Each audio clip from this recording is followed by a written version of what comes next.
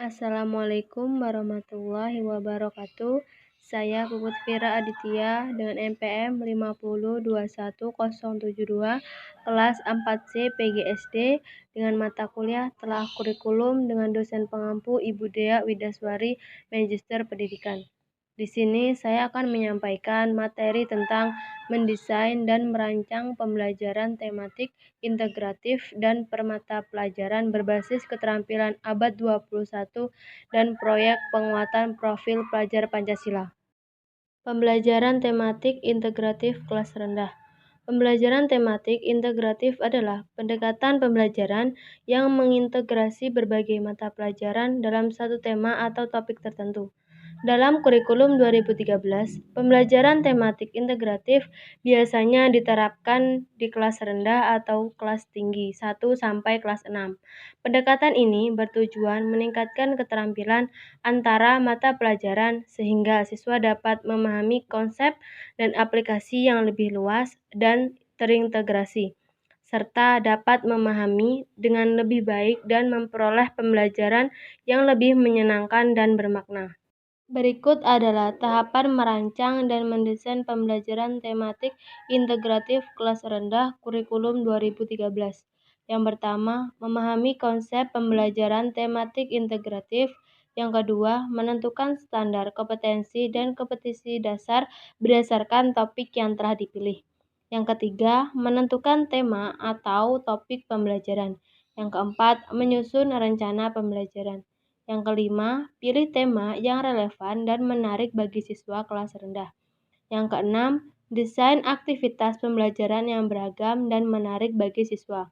Yang ketujuh, gunakan media pembelajaran yang sesuai dengan tingkat kelas rendah.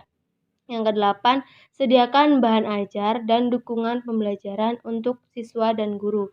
Yang kesembilan, rencanakan penilaian yang mencakup seluruh kompetensi yang ingin dicapai.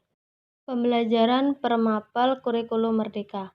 Kurikulum merdeka adalah kurikulum yang memberikan kebebasan kepada siswa dan guru dalam merancang pembelajaran yang sesuai dengan kebutuhan dan potensi peserta didik. Oleh karena itu, desain dan perancangan pembelajaran permata pelajaran di kurikulum merdeka dapat dilakukan dengan pendekatan yang fleksibel dan kreatif, namun tetap berpedoman pada standar kompetensi dan kompetensi dasar yang ditetapkan oleh Kementerian Pendidikan, Kebudayaan, Riset, dan Teknologi. Dalam desain dan perencanaan pembelajaran permata pelajaran di kurikulum merdeka, guru dan sekolah dapat memanfaatkan berbagai sumber daya dan teknologi yang sudah ada. Berikut ini adalah langkah-langkah untuk mendesain dan merancang pembelajaran permata pelajaran di kurikulum merdeka. Yang pertama, mengidentifikasi kompetensi dasar yang harus dicapai oleh peserta didik pada setiap pelajaran.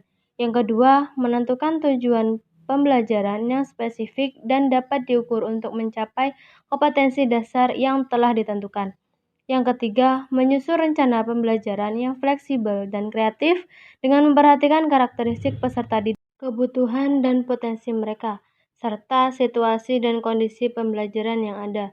Yang keempat, memilih metode dan strategi pembelajaran yang tepat untuk mencapai tujuan pembelajaran, seperti diskusi kelompok, eksperimen, simulasi, dan sebagainya. Keterampilan abad ke-21. Keterampilan yang dibutuhkan pada abad 21 berkaitan dengan kemampuan untuk beradaptasi dengan perubahan teknologi dan globalisasi yang semakin cepat.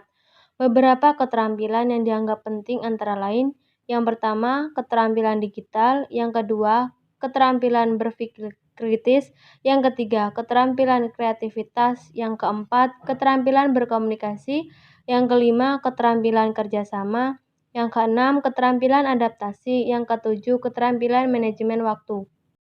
Untuk mendesain dan merancang keterampilan abad 21, berikut adalah beberapa langkah yang dapat diambil.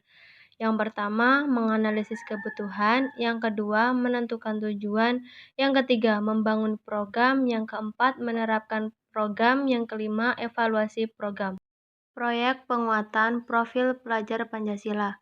Proyek penguatan profil pelajar Pancasila merupakan sebuah program yang bertujuan untuk meningkatkan pemahaman dan pengalaman nilai-nilai Pancasila pada pelajar di Indonesia.